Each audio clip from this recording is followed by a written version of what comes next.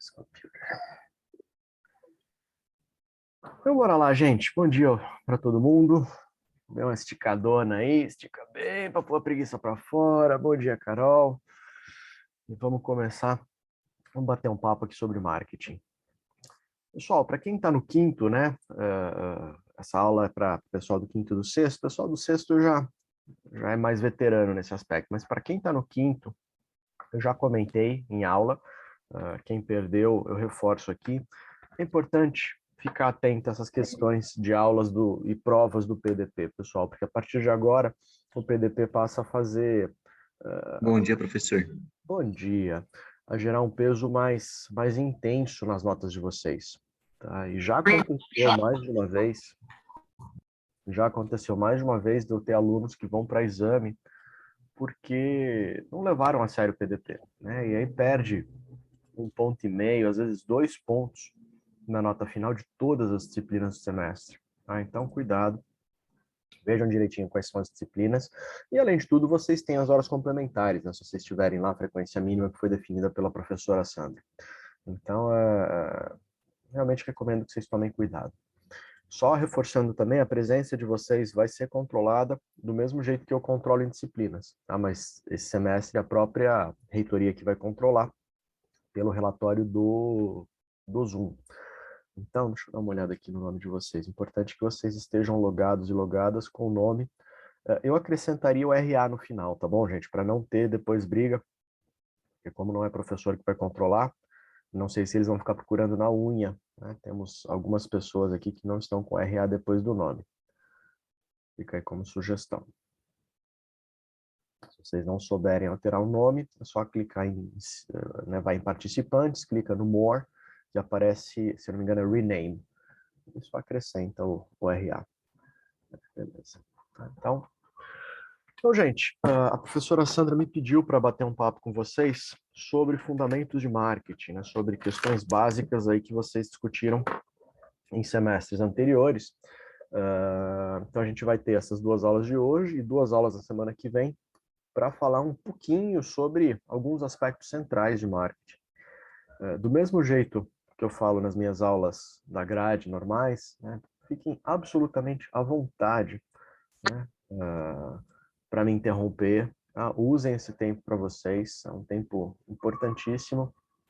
Já que vocês mais ou menos acordaram, né, alguns de vocês talvez ainda estejam aí dormindo na cama, né, mas aqueles que já saíram da cama, ou pelo menos já se esticaram, já acordaram, usa o tempo, tá? Não deixa passar dúvida, porque, como eu disse, faz diferença para a prova. Tá bom? A aula vai ser gravada, vai ser disponibilizada pelo Moodle depois.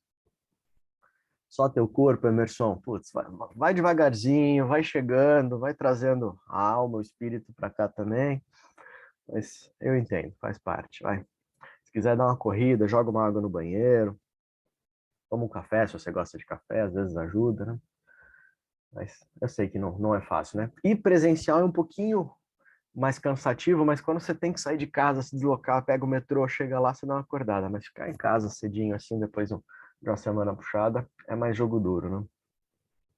Enfim, senhores e senhoras, vamos lá. Eu acho que todos vocês me conhecem, né? Mas para aqueles que não me conhecem, tá aqui um QR Code para o meu LinkedIn, né? Não quero consumir tempo aqui falando de currículo, né? Mas basicamente aqui são os logos das instituições em que eu tenho atuado. Meu nome é Roberto Falcão, para quem nem viu na relação de disciplinas quem quer ministrar essa aula, né? E vamos fazer o possível para que, embora só esteja o corpo presente aqui, não aconteça, né, isso aqui, porque vocês vão perder, né? Vocês perdem o conteúdo. Embora, como eu costumo dizer, marketing não é física quântica, né? É importante tomar cuidado, porque marketing não é só bom senso, gente. Eu canso de ver isso, especialmente na disciplina de fundamentos de marketing. Eu já ministrei mais de uma vez fundamentos na FECAP, eu ministro fundamentos em outra instituição. Muitas vezes os alunos e as alunas acham, é só pegar ali uns negocinhos, os 4Ps, né? Junta aqui, conceitinhos fáceis. E às vezes não é, porque você precisa ter mais profundidade, você precisa ter uma análise mais cuidadosa, né? E tem um volume muito grande de conceitos. Então, enfim, tomem cuidado, por favor, tá? Reforço também o que eu comecei falando, vale sempre nas minhas aulas, né? Esse modelo de ficar falando com a tela do computador é muito chato. Então, teve dúvida, quer comentar, lembrou, o professor no semestre passado usou um outro exemplo. Gente, eu não sou o dono da verdade, tá? Trabalho há algum tempinho já com marketing, mas estou longe de ser dono da verdade e nem quero ser dono da verdade, é muita responsabilidade isso. Tá? Então, qualquer coisa que vocês possam acrescentar, tragam, tá? É rico, sempre é rico. Material básico, gente, né? É o livro do Kotler, pode ser essa edição, pode ser a edição mais nova, pode ser princípios, pode até ser o de administração de marketing também, né? Que provavelmente foi o que vocês utilizaram no semestre passado, a gente tinha definido isso. Eu, o professor Carlos Loures e a professora Iná, a gente tinha definido que ia passar a utilizar o administração. Qualquer um deles tem os conceitos que vocês precisam, tá? Diga, Nicole. Oi, professor. Não, bom dia, primeiramente. Eu ia falar que não estava passando os slides, mas passou agora. Pode Ué? ser aqui na minha internet. Pode ser que esteja com a internet. Desculpa, tá? Nada, que isso, tranquilo. Qualquer problema, fica sempre à vontade para falar. A minha conexão aqui está direitinho, mas qualquer coisa me avisem. Então, livro básico, os do Kotler. No mundo, o Kotler continua sendo uma grande referência em marketing, porque ele conseguiu organizar muito bem os conteúdos de marketing, né?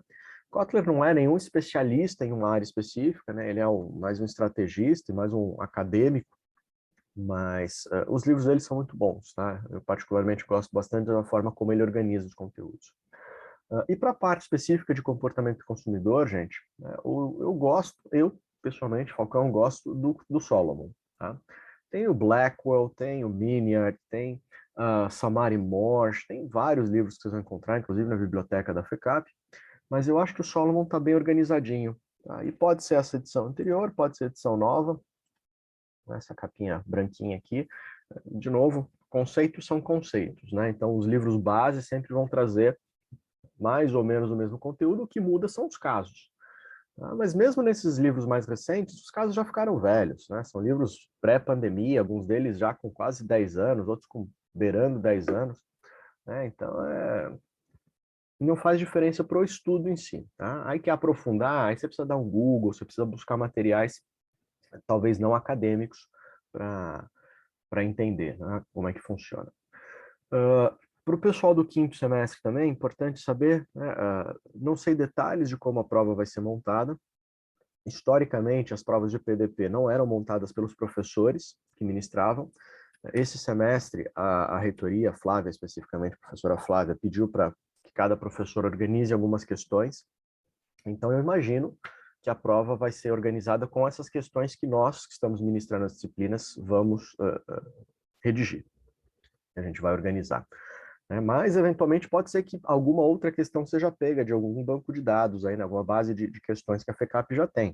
O PDP é ofertado nem sei, mas há muito tempo.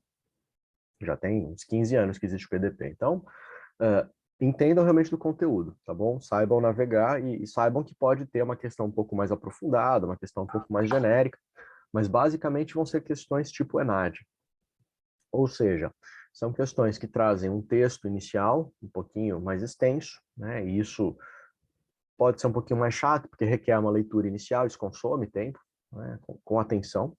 E pode ser um tipo de questão que normalmente os alunos detestam, né? Ela é um tipo de questão que costuma derrubar muitas pessoas, que é aquela tipo asserção-razão. Né? Então, tal coisa, por que tal coisa, e você precisa dizer se a primeira afirmação está certa, se a segunda está certa, se a segunda justifica a primeira.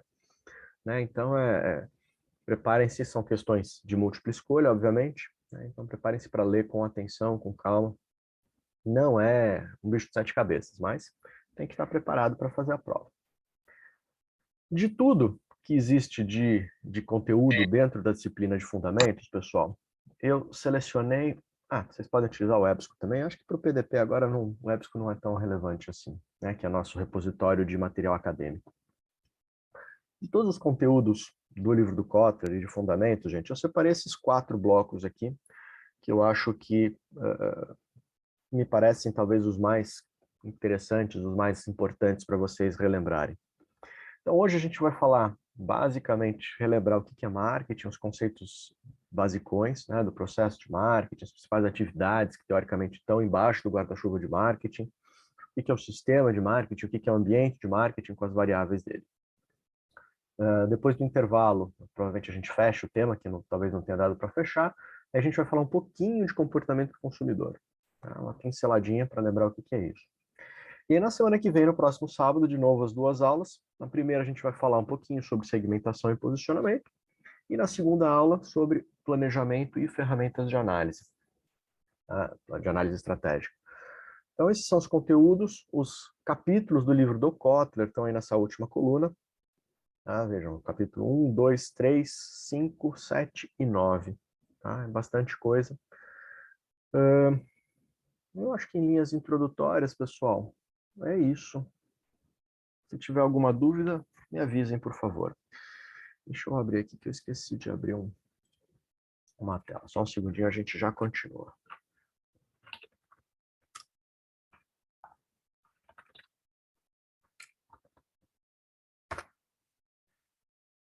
Para a gente começar, pessoal, eu quero começar com uma atividadezinha. Assim, né? Foco no objetivo sempre, né? Pensem que vocês já passaram da metade do curso, estão na reta final aí.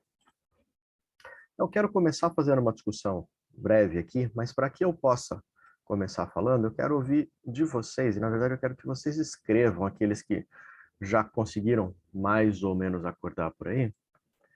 Eu quero que vocês escrevam, por favor, aqui para preencher. Então, entrem no mente.com e coloquem esse código aqui. Eu vou colocar no chat o código para facilitar para vocês. 792668184. Mente.com, e aí entrem lá no... Deixa eu tirar aqui, porque eu quero que seja surpresa. Escrevam, por favor. Só não escreve palavrão, por favor, gente. Não escreve uma grande besteira. A aula está sendo gravada. Vai aparecer aqui. Eu já compartilho de novo. Deixa eu primeiro formar uma nuvenzinha aqui. Vamos lá, senhores e senhoras. Coragem. Mente.com. E aí vocês colocam a palavra que vem à cabeça. Mente.com, Carol. Tá no slide e tá aí. Valeu, Gabriel. Vamos lá. Tá aparecendo coisa aqui. Já temos algumas respostas. 9 por enquanto. De 57, temos 9. Valeu, João Pedro.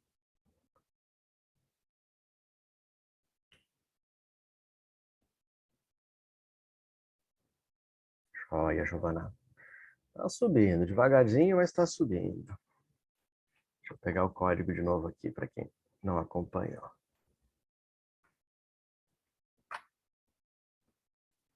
O código tá no chat de novo, gente.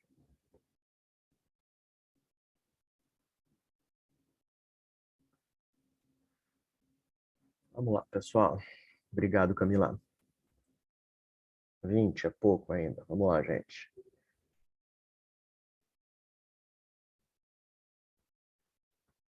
Vinte e cinco, 26. Quase na metade já. Vamos lá, gente. Valeu, Carol. Valeu, Marcelo.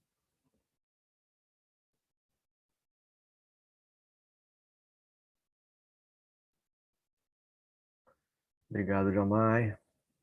Obrigado, Giovana. Obrigado, Caroline.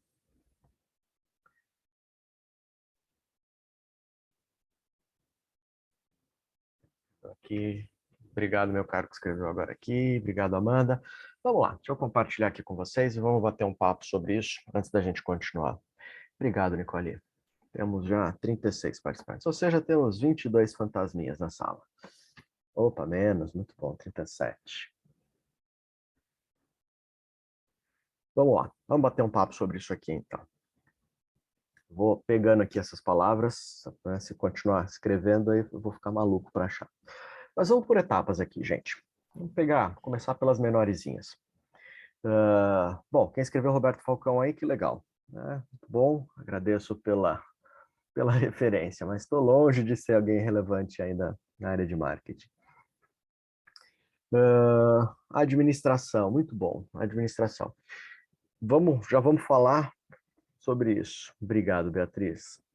Quem será que escreveu, meu caro? Quem, meu Deus do céu? Depois eu vou investigar. Ainda tem gente escrevendo, eu vou morrer louco com essas palavras mudando. esperar mais um segundo. Eu vou passando uma por uma. 41 de 57, tá bom. 16 fantasminhas. Então vamos lá. Administração, beleza. Né? Caroline, quem será, né? Normalmente é quem se entrega. Como a gente vai conversar hoje, pessoal? Marketing, se a gente pegar a definição mais elementar, mais básica de todas, marketing é uma atividade administrativa. Então, marketing realmente está relacionado à administração e acho muito importante que a gente tenha clareza disso. Marketing não é aventura. Pode até ser, mas marketing não é para aventureiro só. Marketing não é mágica. Marketing não é receita de bolo. Nada em administração é receita de bolo. O que a gente tem são conceitos norteadores, a gente tem uma ideia, né, das boas práticas, mas é o que eu costumo dizer, você pega ali, fórmula do sucesso de uma empresa, replica na sua organização seguindo passo a passo, e você quebra. E você fala, meu Deus, mas eu segui a receitinha de bolo ali, todo passo a passo, as quantidades certas, misturei com carinho, pus no forno. Sim, marketing não tem receita, gente, em administração. Eu preciso entender cada contexto. Quando eu falo de contexto, eu estou falando sobre o ambiente de marketing que a gente vai discutir mais para frente. Né? Eu estou falando de todas as variáveis que são relevantes para o meu negócio. E essas variáveis envolvem cliente. Você fala, mas isso é óbvio, né, Falcão? É óbvio, mas um monte de empresa não olha para cliente. A empresa se fecha, olha para o seu próprio umbigo, desenvolve produtos que tecnologicamente ou tecnicamente, aspectos de engenharia, são muito bons, mas que não são usáveis, não são agradáveis, não são amigáveis, ou que não tem demanda nenhuma. Alguém falou aqui, cadê? Atender desejos. Não tem desejo nenhum, às vezes não tem nem necessidade. É o que se chama market fit. Não tem esse fit de mercado, você não tem aderência nenhuma. E se não tem aderência, gente, você nunca vai conseguir tracionar, ou seja, você nunca vai conseguir sair da inércia mesmo. Mas você fala, não, mas eu tive uma ideia super legal aqui, porque é um problema que eu tenho. Eu falo, sim, que você tem, mas quem disse que o mundo tem esse problema? Isso é muito comum, principalmente em empresas menores, empresas familiares. Né? A gente cria uma solução para um problema que a gente tem, a gente se apaixona por essa solução, achando que o mundo precisa dessa solução, e de repente a gente vê que é um fracasso, e a gente fica frustrado, porque a gente fala, putz, né, olha só, o mundo não me ajudou, né? Tem gente que joga a culpa para Deus, Deus não estava do meu lado. É muito comum a gente querer buscar um bode expiatório, né? Isso é um comportamento humano, a gente jogar a responsabilidade para o universo. Né? Poxa, né, o que aconteceu que me atrapalhou? Aconteceu que você não foi em busca de validar esse produto. E aí, às vezes as pessoas tentam validar, mas valida com quem? Valida com o irmão, com a mãe, com o tio, com a namorada. Valida só com aquele círculo pequenininho, com alguns colegas da sala, com quem essa pessoa tem mais intimidade. E aí essa suposta validação, ela cria um viés gigantesco. Né? Primeiro, porque muita gente vai querer fazer carinho em você e te elogiar, porque não quer te decepcionar. Segundo, porque você está pegando um círculo de pessoas talvez muito homogêneo, muito parecido. E, portanto, você não está validando efetivamente a sua ideia. Né? Você está só se acariciando, né? Para falar, você realmente é muito bom, você realmente achou o problema do mundo, né? A panaceia.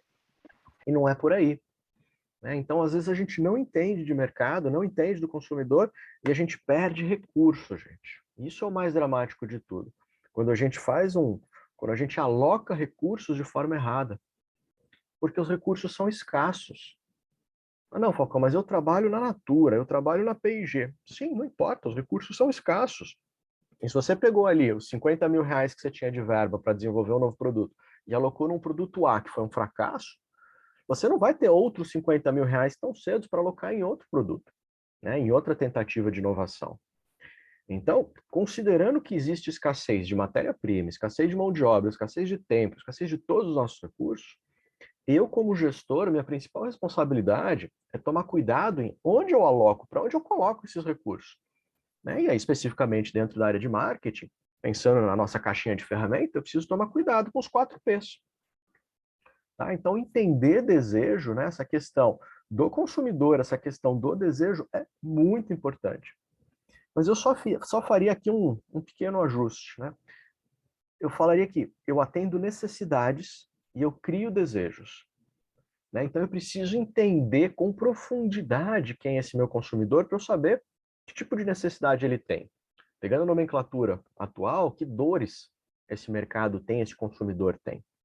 E aí, então, eu defino um mercado-alvo, que é o que a gente vai discutir na semana que vem, segmentação, e a partir desse mercado-alvo que eu defini, o ideal em muitos negócios é eu tentar aprofundar o meu conhecimento e tentar criar o que se chama persona. Né? Quem está no sexto, a gente discutiu um pouquinho disso em marketing de serviços. Né? Então, eu vou compreender melhor, não simplesmente que o meu mercado tem de 30 a 40 anos de idade, principalmente são mulheres da classe A, mas eu vou entender quais são os medos, quais são as angústias, o que está atrapalhando essa pessoa no dia a dia, o que ela gosta de fazer nas horas livres dela, se ela tem filho, se não tem, se ela gosta de ser mãe, se não gosta, né? Se ela é executiva, se não é, se ela não é executiva, será que ela é frustrada por não ter conseguido seguir carreira, ou realmente foi uma opção de ficar como dona de casa e como mãe, né? Ela é casada, ela é divorciada, ela está feliz nesse relacionamento dela, enfim. Questões que, quando eu falo de mercado-alvo de forma mais ampla, eu não sei. E, gente, todo mundo que tem 18 anos não pensa igual. Todo mundo que é branco, ou que é negro, ou que é japonês, ou que é tailandês, não pensa igual. Né? Você pode pegar qualquer variável, orientação sexual, cor de pele, altura, circunferência da barriga, tamanho do peito, tamanho do pé, espessura do lábio, cor dos olhos. As pessoas não são iguais. Então, quando eu simplesmente pego uma ideia de mercado-alvo, né, bem genérico assim, eu não sei exatamente o que eu estou falando. Por isso que o ideal é, muitas vezes, eu definir persona. E aí eu preciso, talvez, definir mais de uma persona, porque eu vou realmente entender as necessidades. Eu não vou criar as necessidades, gente. Vejam, né, vamos falar disso também mais no final da aula. Isso é muito importante que fique claro. Marketing não tem a capacidade de te fazer sentir sede. O que marketing tem capacidade de fazer é de te conscientizar de que você está com sede. Porque você está distraído ou distraída fazendo alguma coisa, você não percebeu. Do mesmo jeito que às vezes você está lá no cinema assistindo um filme, numa tensão do mundo, né, uma perseguição, e aí de repente quando acaba, né, dá o ápice, dá o clímax daquilo, aí você se dá conta e fala, nossa, como tá fria essa sala, tô morrendo de frio aqui. Ou seja, sua atenção estava direcionada para outra coisa. Então, o que marketing faz é te chacoalhar. O que o bom marketing faz é te chacoalhar. Fala, escuta, olha só, você já pensou em ter isso aqui? Porque isso vai aumentar a tua produtividade, isso vai te deixar mais feliz, isso vai te deixar se sentindo mais bonito. Jequiti do Natal. Carol, aquilo na verdade é uma estratégia, né, do Grupo Silvio Santos para não causar o que se chama marketing de interrupção. Tem gente que fala, aquilo é mensagem subliminar. Não é. Subliminar pressupõe que você não vê. Né, passa no nível do nosso inconsciente. O que o Silvio Santos faz é uma inserção, o grupo Silvio Santos faz, é uma inserção ali de uma fração de segundos que é suficiente para o nosso olho enxergar e para o nosso cérebro se dar conta que está aparecendo ali um produto. É uma coisa super inteligente, ele não para o desenho animado, ele não para o programa dele, né, ele só faz a inserção. E funciona. Né, para a audiência que ele tem ali, funciona bem. Né? Enfim, mas pior é que aparece. Mas o cara, de novo, o cara é bom, né? O cara saiu do nada e construiu o império que ele tem, de modo geral, com bastante humildade, né? Sem precisar ficar aparecendo. Não é uma família de grandes estrelismos, né? A gente não fica vendo eles na mídia aí enchendo a paciência. Então é um grupo para tirar o chapéu. Ele principalmente, assim como o Maurício de Souza, é outro grupo nacional que a gente não valoriza, né? A gente fala muito de Disney, a gente fala muito de Apple, a gente fala muito de grandes marcas internacionais, e a gente esquece que a gente tem empresários brilhantes aqui no Brasil, né? E gente não só brilhante em termos de negócios, mas gente muito legal em termos de estrutura familiar, condução dos negócios, enfim. Eu comprei o perfume sem sair da Jequiti. Eu confesso que eu nunca comprei nada do Jequiti, mas sem preconceito nenhum. Né? Jequiti é uma marca como qualquer outra, né, gente? Como Avon, como Natura. Talvez não tenha o grau de sofisticação que uma Natura tem, que conhece a planta, né? A fábrica lá de Cajamar da Natura, inclusive. Pô, é maravilhoso o que os caras têm lá. Mas, enfim, né? Se tá vendendo bem, gente, o produto da Jequiti não pode ser total porcaria. Né? E os caras realmente cresceram muito, o faturamento deles está interessantíssimo. Enfim, vamos lá, de volta aqui.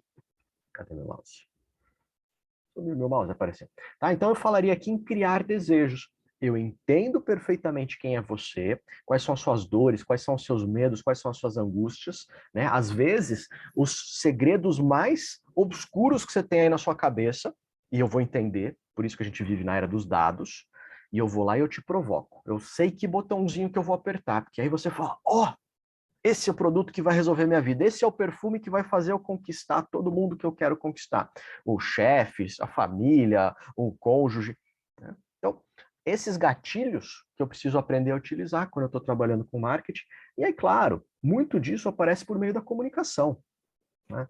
A comunicação é o braço mais evidente da atividade de marketing. Mas a comunicação, gente, é lá o final do processo, né? É o final da lança. Antes disso, eu tenho toda a parte, alguém escreveu aqui, de estratégia. Eu preciso parar para pensar. Eu só consigo ser efetivo nos meus esforços de persuasão, na minha comunicação, né? No copy. Hoje em dia a gente fala em copy. A gente só fala em copy porque brasileiro gosta de usar inglês, gente. Porque a gente já falava de linguagem publicitária, de redação publicitária há muitos anos, de linguagem persuasiva. O copy é isso. É uma forma de você escrever que seja mais persuasivo, utilizando gatilhos mentais, utilizando um texto com um call to action forte no final, né, uma provocação para a pessoa se mexer. Mas, enfim, eu só consigo ser persuasivo se eu sei qual é o argumento que vai persuadir. Não adianta eu querer falar, ó, é barato, para um público que não quer produto barato. Você fala, não, mas todo mundo quer produto barato. Errado. Errado. Se vocês não estudaram produtos de Veblen na economia, pesquisem produtos de Veblen. Produtos de Veblen é um tipo de produto que quanto mais caro, mais vende perante um público sofisticado. Óbvio, quem tem grana. Por quê? Porque é justamente o fato de eu poder mostrar para todo mundo que eu tenho grana, que eu tenho poder. Então, para esse público, não adianta você falar, ó, o relógio Rolex agora está baratinho, está em desconto, está só R$300. Esse público não vai querer. Vai vender para o público sensível ao preço? Vai. Ou seja, é outro público. Não adianta necessariamente você falar, meu produto é sustentável, para pessoas que não estão nem aí para o meio ambiente. Você fala, não, Falcão, mas como assim? Tá todo mundo consciente? Tá nada, gente. Tá nada. Um monte de gente está se lixando para o meio ambiente, quer que a natureza se exploda, quer comprar coisa, consumir, ter cada vez mais roupa. Já falo disso, João Lucas. Tá? Então, cuidado, eu preciso saber qual é o apelo. De repente, a pessoa é apaixonada. Aí você fala, olha, a minha empresa abraça o boto rosa, a minha empresa abraça as árvores. Pronto, para aquele segmento você vai vender para caramba. Você mete ali um selo de sustentabilidade, de logística reversa, de economia circular, né? Um selo vegano. Ok, se funciona para aquele público, faça isso. Tá? Então eu preciso entender, de novo, eu preciso entender as necessidades para eu poder criar os desejos e eu poder persuadir as pessoas. Olha só, pessoal, o João Lucas escreveu aqui uma coisa muito importante. Eu não sei se chegaram a discutir isso em fundamentos. Que o preço muitas vezes é sinônimo de qualidade. Sim, isso é verdade. Tá? O nosso cérebro, ele tem um monte de vieses, né? Nosso cérebro é maravilhoso, mas ele é extremamente imperfeito. E normalmente a gente acaba associando, a gente cria essa ilusão na nossa cabeça de que um produto mais caro é um produto que tem mais qualidade. Especialmente se eu desconheço detalhes. Como assim? Por exemplo, o exemplo tradicional é quando a gente fala de vinho. Né? Você chega lá num supermercado ou numa adega, e aí você vê lá uma parede que tem 300 vinhos diferentes. E aí você fica naquela, caceta, você precisa dar um vinho de presente para alguém, não é para você. Você fica naquele, caramba, não vou comprar o sangue de Bois aqui, que custa R$5, mas não estou com grana para comprar o de 200, né? Mas, poxa, eu acho aqui que um vinho baratinho vai pegar mal, porque não deve ser um vinho legal. E vejam, a gente tem vinhos excelentes, com preços baixos ali na casa de R$30. Vinhos nacionais, vinhos chilenos. Vinho nacional, inclusive, tem muita coisa boa que a gente não conhece. A gente tem vinhos premiados, a gente tem espumantes premiados no mundo que a gente não conhece. E a gente vem com essa prepotência de que não, tem que ser champanhe, porque se não for lá da França, não sei o que. Gente, pelo amor de Deus. Então, de novo, se eu desconheço aquela categoria de produtos, né, se eu não sou um especialista nessa categoria, é muito fácil de eu associar de que quanto mais caro, mais qualidade tem. E às vezes não é verdade. Eu também acho, cara, e é verdade. Né? Não tem essa associação. Tudo. Tem muita roupa cara, que é cara só porque é snob, mas é desconfortável. Né? Tem muito carro mais caro aí que não é tão bom de dirigir, que consome muito, sabe? Então, não existe não é uma correlação perfeita. É claro que quanto mais sofisticado o produto, mais caro, né, maior o custo de produção dele. Então, é possível que o preço acabe sendo maior. Mas, de novo, não é uma correlação perfeita. Então, produtos melhores tendem a ter preços maiores. Preços maiores não necessariamente são só de produtos melhores. Tá? Então, cuidado com isso. Mas isso, inclusive, tem um nome, tá? É efeito de preço psicológico. Então, se eu quero, por exemplo, eu estou lançando um novo produto. Na hora que eu vou definir a minha arena competitiva, né, onde que eu quero me situar em marketing, deixa eu ver se alguém falou de concorrência aqui. Não falou. Mas falou aqui de empreendimentos, né? Então, na hora que eu estou criando ali o meu empreendimento, na hora que eu estou inovando, na hora que eu estou criando a minha solução, eu posso, sim, escolher a minha arena competitiva e falar, quer saber, olha, eu quero concorrer com a Ferrari, eu não quero concorrer com a Fiat. E aí eu vou estabelecer o meu posicionamento e a minha faixa de preços de forma mais alta, né? Um preço de desnatamento, um preço mais carinho, tá? Porque eu quero que as pessoas, na hora que enxerguem a marca do Falcão, já associem a Ferrari e não a Fiat, não a um carro mais simples. Ah, então, isso é muito normal. Um exemplo recente que ficou evidente fazendo isso é o pessoal do Tigo, da Chery. Vejam, desde que o Carlos Alberto trouxe realmente a Chery para o Brasil, ele sempre passou a se comparar com os principais SUVs, com as principais marcas. Ele chegou a se comparar algumas vezes com BMW, chegou a se comparar com Porsche em propagandas em jornal. Né? Não quero ser comparado com o carrinho popular. Eu quero entrar aqui e construir uma marca como sendo um carro, né, médio para cima. Tá? Então, isso é a definição da sua arena competitiva, que envolve planejamento. O que mais? Grandão aqui, vejam, as duas maiores palavras, gente, propaganda e comunicação. É normal que a gente tenha isso. Né? Por quê? Porque, como eu disse, a comunicação é a parte mais evidente do que a marketing. Mas, gente, marketing não é comunicação. Marketing é muito mais estratégia do que a comunicação. Tanto é que existe o curso de comunicação. Né? Tanto é que tem lá o pessoal que vai estudar publicidade, tem o pessoal que vai estudar RP, tem o pessoal que vai se aprofundar em técnicas de venda, porque você tem venda direta, venda pessoal. Né?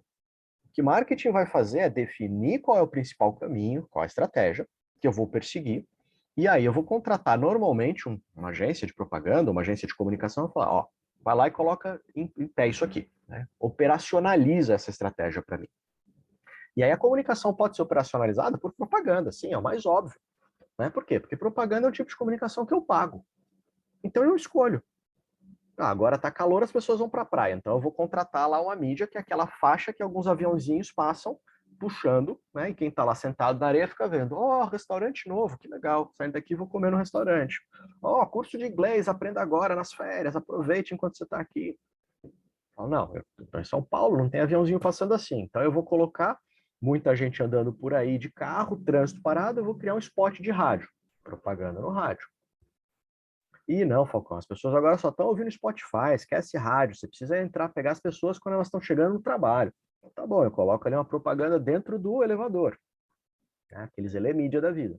Então, a propaganda é esse tipo de comunicação pela qual eu pago e, portanto, eu escolho a mídia, eu escolho o conteúdo e eu escolho quando vai ser veiculado. Eu tenho um controle enorme sobre isso. Agora, isso é marketing? Não. Isso é uma forma que marketing utiliza para a empresa se divulgar. Então, isso faz parte de marketing, mas não é sinônimo de marketing. E por que um monte de gente, então, fala que marketing é comunicação e que marketing é propaganda, Falcão? Porque, de novo, é o mais óbvio. E por uma questão histórica também. Quem lembra o que estava acontecendo, ou quem sabe o que estava acontecendo na década de 50 no mundo? Precisa acordarem, vamos pôr o tic-tac para funcionar. Qual foi o grande evento que estava ocorrendo no mundo na década de 50?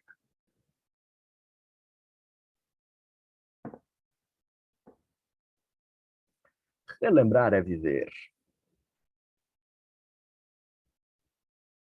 Ninguém? Guerra Fria, né? Isso, muito obrigado, Caroline. O Marcelo também colocou aqui, Guerra Fria, exatamente. Ou seja, uma polarização entre duas grandes potências. Né? De um lado, Rússia barra União Soviética, do outro lado, os Estados Unidos, né? Simbolizando... Ai, Michael, quase, chegou perto. simbolizando, né, uma disputa ali entre os modelos socialista e capitalista. Ó, tá bom, Falcão, o que tem a ver geopolítica e história?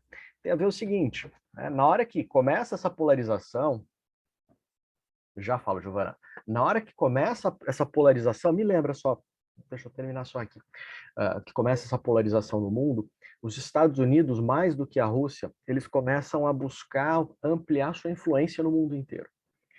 E como é que eles resolvem fazer isso? Eles resolvem mostrar para o mundo como era maravilhoso o tal do American Way of Life, o jeito americano de viver. E para isso, eles começam a exportar, eles começam a se internacionalizar, levando diversos tipos de produto. Foi a era de ouro da indústria americana, né? Levando geladeira, rádio, carros, roupas, bens de consumo do dia a dia. E aí, Carmen Miranda também para o Brasil. Tá bem. Né? Embora, enfim, não vou fugir, Marcelo, mas é verdade. E aí, na hora que os Estados Unidos começam a fazer isso, eles, por exemplo, chegam no Brasil, né, que era um país enorme, já tinha um mercado consumidor bastante interessante, a gente tinha várias famílias, né, da aristocracia, alguns industriais já com muita grana, só que a gente não tinha estrutura aqui. Então, o que os americanos começaram a fazer? Eles começaram a trazer a estrutura deles para o Brasil, montar realmente as fábricas aqui, devagarzinho, trazer profissionais executivos, porque a gente não tinha executivos aqui, né? Não existia curso de administração no Brasil, a gente tinha engenheiros, a gente tinha médicos, a gente tinha advogados, mas a gente não tinha administradores, né? E aí, então, os Estados Unidos eles começam a fazer acordos internacionais, inclusive, para formar escolas de negócios, para ensinar as pessoas a administrar. Porque a nossa escola tradicional aqui era a escola de comércio portuguesa. Então, a gente sabia fazer venda, a gente sabia negociar. Né? Por isso, inclusive, que o Brasil tem uma cultura muito forte de negociação, de baixar preço. Né? O nosso foco sempre foi muito preço. Mas, enfim, então na década de 50, a gente começa a formar pessoas e o tal do marketing, ele chega num primeiro momento no Brasil por meio das agências de propaganda.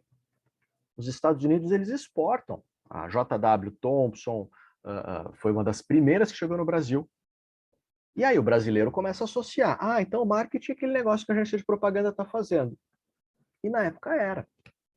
Só que aos poucos isso foi se desenvolvendo. Mas ficou essa comparação, essa correlação de que, então marketing é o que a propaganda faz, o que o publicitário faz. Não é só. Tá? Enfim, então a gente tem uma questão cultural, a gente tem uma questão de ignorância e a gente tem uma questão de ser o elemento mais óbvio. Tá? Respondendo aqui a Giovana, como é que eu definiria marketing? Primeiro, troca. Foco do marketing é a troca. Tá? Segundo, necessidade. Eu acho que é uma palavra muito, se pudesse mais palavras, né? Então, em primeiro lugar, troca. Segundo, necessidades. Terceiro, estratégia. Quarto, eu falaria talvez em 4Ps. Eu acho que isso abrange bastante bem. Troca, necessidade, estratégia e 4Ps. Eu acho que isso mata bastante bem. Tá bom, minha cara? Que mais? Deixa eu ver o que mais que tem aqui. Interesse. Interesse, de certa forma, está conversando com desejo, está conversando com necessidade. Assistência. Achei interessante colocar assistência aqui. Não sei exatamente o que pensou quem escreveu isso. Talvez um pós-venda, talvez... Perfeito. Olha, alguém escreveu aqui sobre a série Mad Men, muito boa. Tá? Eu, inclusive, já usei essa série em prova. Vale a pena conhecer, tá? E Mad não é de maluco. Quer dizer, na verdade é uma brincadeira, né? Mad Men é de homens malucos, mas também é de Madison Square, que é onde ficavam concentradas as principais agências na época nos Estados Unidos. Né? E essa série mostra o desenvolvimento, né, questões ali, discussões internas, desenvolvimento de campanha, sucessos e fracassos. É bem legal. Para quem gostar do universo de comunicação, vale a pena.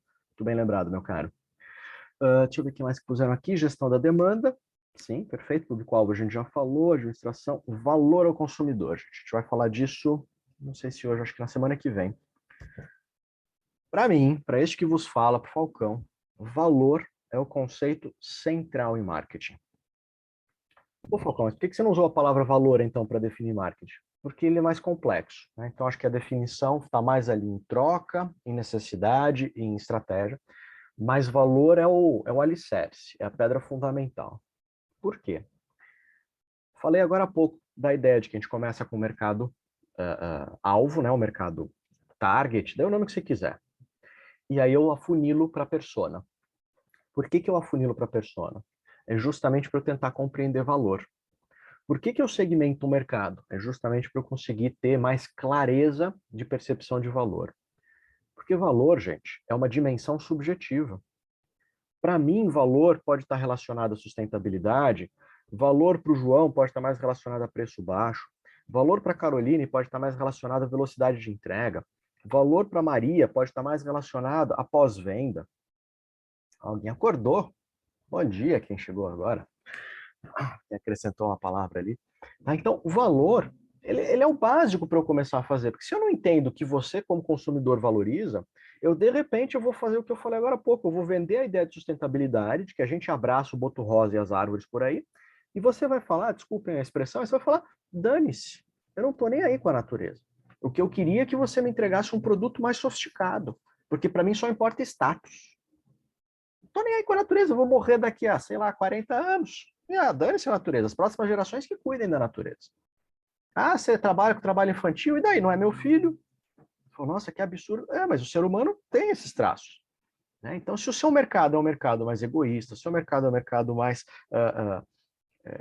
perdi a palavra, elitizado, você precisa trabalhar, você precisa navegar. E a base disso é valor.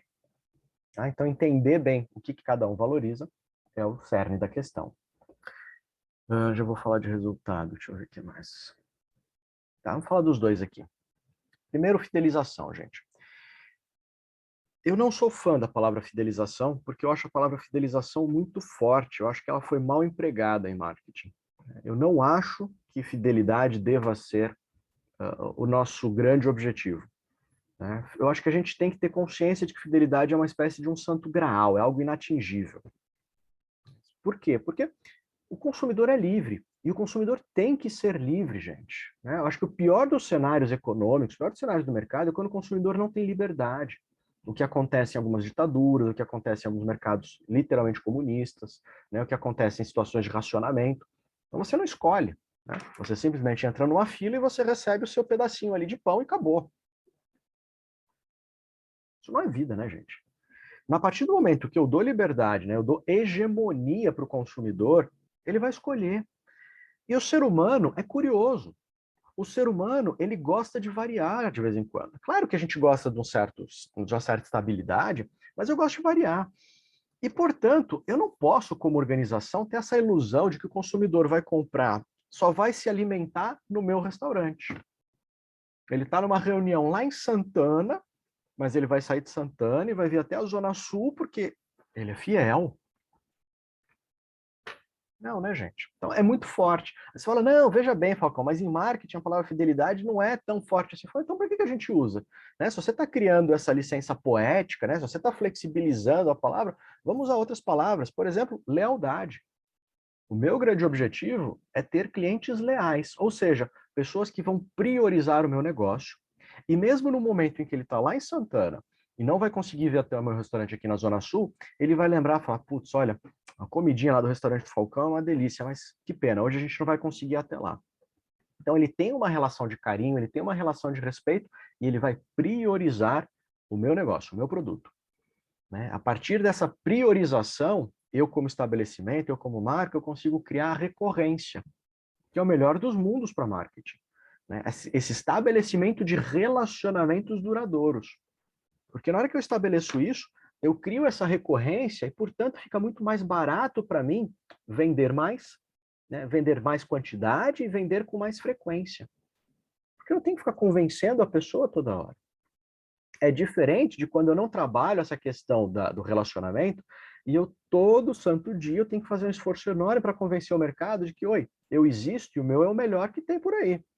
O meu melhor produto. Não vai na concorrência, compra de mim. Então, dá para trabalhar desse jeito? Dá, mas é caro.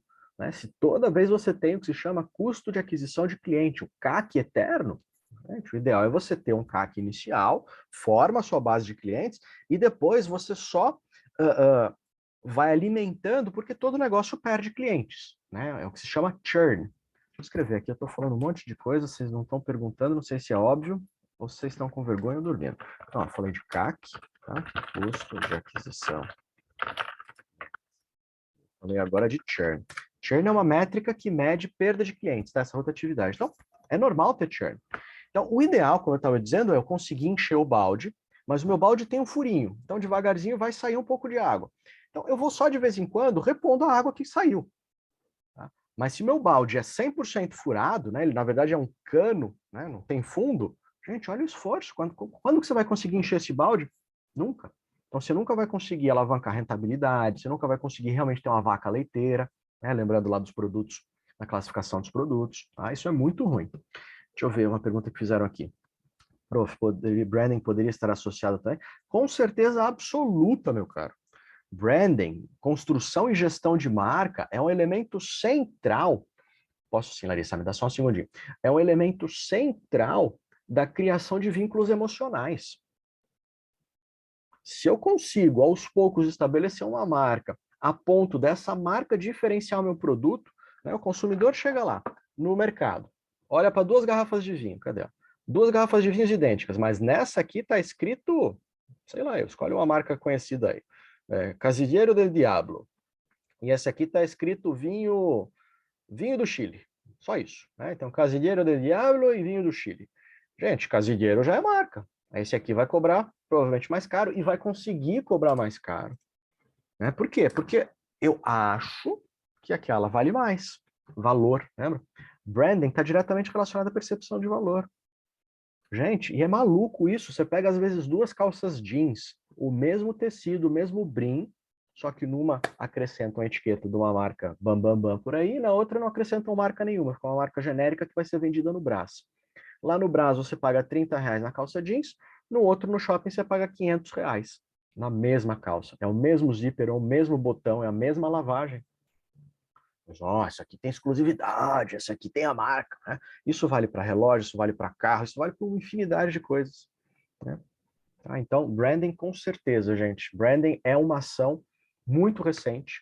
Né? A gente está falando aí de uns 10, 15 anos de esforços mais intensos de branding e pode fazer uma diferença fundamental no seu negócio. Você fala, pô, Falcão, mas e commodity? Não esqueci de você não, Larissa, só um segundo. Mas e commodity, como é que funciona? Galera, hoje à tarde, quem mora perto de um supermercado tem uma lição de casa. Coloca um chinelão no pé aí, dá um pulo no supermercado, e se não for um mercadinho de bairro, né, muito simplesinho, né, tem que ser um supermercado um pouquinho mais ajeitadinho. E vai na seção de hortifruti. E observa as frutas, os vegetais.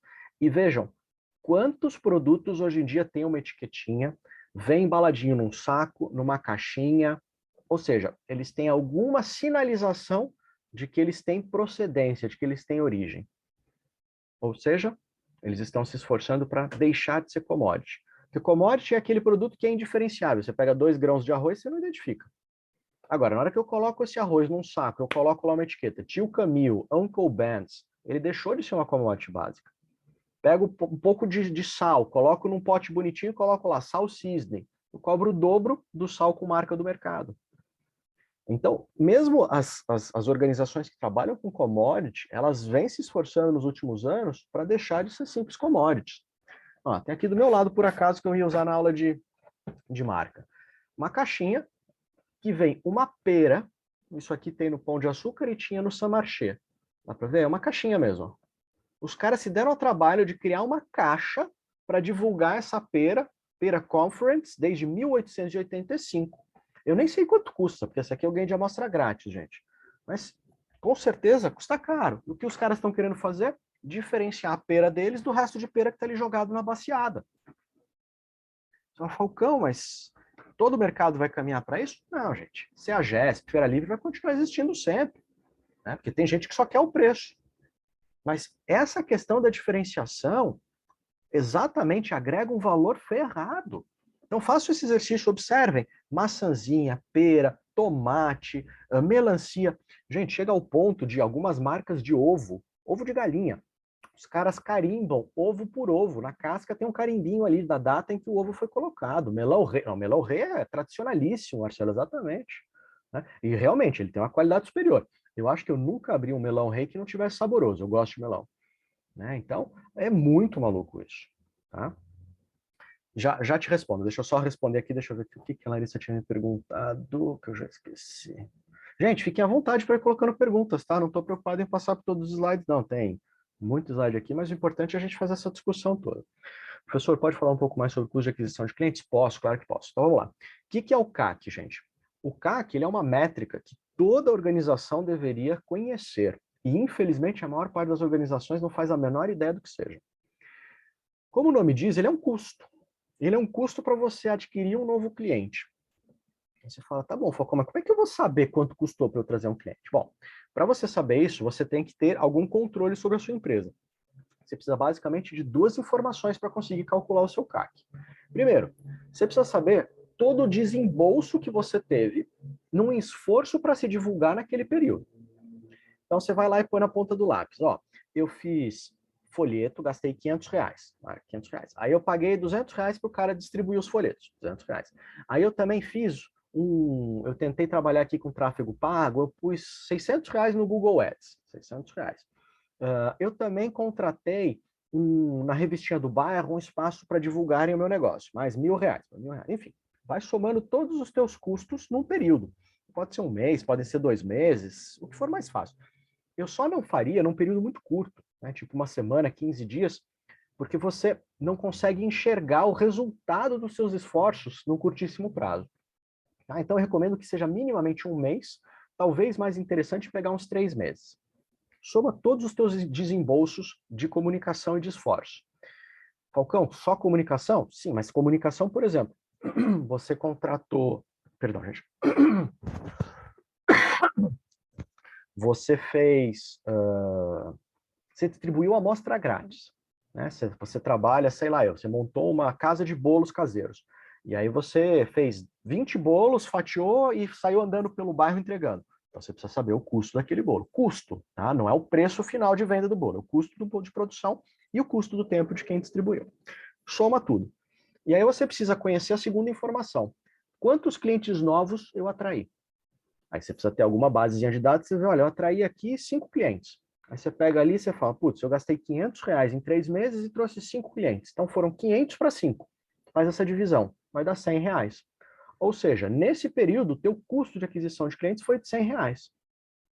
Se você está trabalhando com um bolo que custa R$20, preço final, R$20, e o custo dele, sei lá, é de 5, quer dizer que você está tendo R$15 de margem nesse bolo, certo? R$15 de margem para 100 de custo, tá bem ruim. Mas eu não posso olhar só uma compra pontual. Aí você precisaria ter uma reflexão um pouco maior. Quantas vezes um cliente, em média, volta para comprar bolo? Aí você puxa no seu banco de dados, você fala, ó, estratifiquei aqui, eu vi que cada cliente compra, ao longo de um ano, 10 bolos comigo. Você fala, bom, então veja, eram R$15 em média por bolo, a pessoa compra 10 bolos no período, então a pessoa vale LTV, Lifetime Value do cliente, vale R$150 para mim de margem. Eu estou pagando 100 para adquirir e estou ganhando 150. É bom? Médio. Eu pelo menos não estou no prejuízo. Eu estou ganhando mais a médio prazo do que eu estou gastando para adquirir o cliente.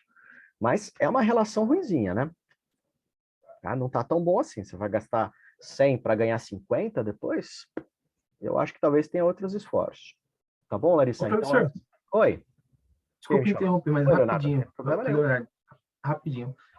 Quando o senhor fala LTV, na verdade, então é uma... A gente já aprendeu isso, mas só para recapitular. É uma equação de quanto a gente paga e quanto a gente recebe desse cliente. Não. Cuidado. LTV é quanto o cliente me vale. É como se eu enxergasse um cifrão na testa do cliente, Leonardo. E aí eu preciso entender, então, qual é o tamanho desse cifrão. E eu sei que a Mariazinha vale R$1.000, o João vale R$500, o Pedro vale R$5.000 e assim por diante. Ou seja, é quanto eu estimo que no período de vida útil deles como meus clientes, eles vão desembolsar comigo. Tá? Existem várias fórmulas para calcular LTV. O mais correto é a mesma fórmula de você trazer um valor futuro ao valor presente. Então, você cria um fluxo de caixa e traz a valor presente. Tá? Vocês já estudaram o fluxo de caixa? Em finanças? Já sim. Tá? Então, é aquela fórmula. Você precisa saber qual que é a sua taxa, e aí você vai trazendo, né, mês a mês, e aí você sabe, então, que hoje os clientes valem X. E aí, por que isso é importante? LTV é de Lifetime Value, tá? Valor vitalício. Ou seja, valor da vida do cliente como seu cliente. Por que isso é importante? Porque eu consigo estratificar. Eu crio uma cesta aqui de clientes que valem, que tem um LTV acima, sei lá, de 5 mil. E eu falo, isso aqui são os clientes, sei lá, Safira. Aí eu crio um outro dos clientes que valem entre 5 e 1000. Eu falo, esses aqui são os clientes ouro. E eu pego todos os outros, a baseada que vale menos de 1000, eu coloco aqui numa cesta bronze. E aí eu crio ações segmentadas. Eu estratifiquei a minha base de clientes. O cliente Safira, por exemplo, ele vai ter um bolo de graça no aniversário dele. É só ele me avisar com uma semana de antecedência, ele ganha. O cliente ouro, ele, a cada 10 bolos, ele ganha uma coca de 2 litros. E o cliente bronze, ele ganha meu muito obrigado. Toda vez que ele comprar aqui, ele ganha um sorriso. Tá? Então eu consigo estratificar. Então, primeiro, métricas importantes, CAC e LTV, para eu saber quanto que os meus esforços de marketing estão valendo a pena em relação aos perfis de clientes que eu tenho. Segundo, eu consigo estratificar os meus clientes e fazer ações direcionadas, tá? Sem dar tiro no pé, né? Sem gastar mais do que eu deveria.